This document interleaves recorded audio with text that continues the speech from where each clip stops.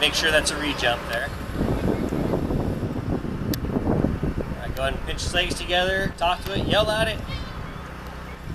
Pet its head. Don't poke its eyes out.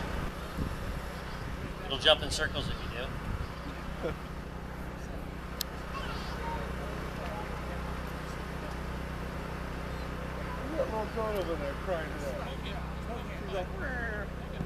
You can bark at it, jump at it, pinch its legs together. 1, 2. And we're waiting for a third one. We're going to make this a good one. Can't touch the frog now. There we go. There's our third jump.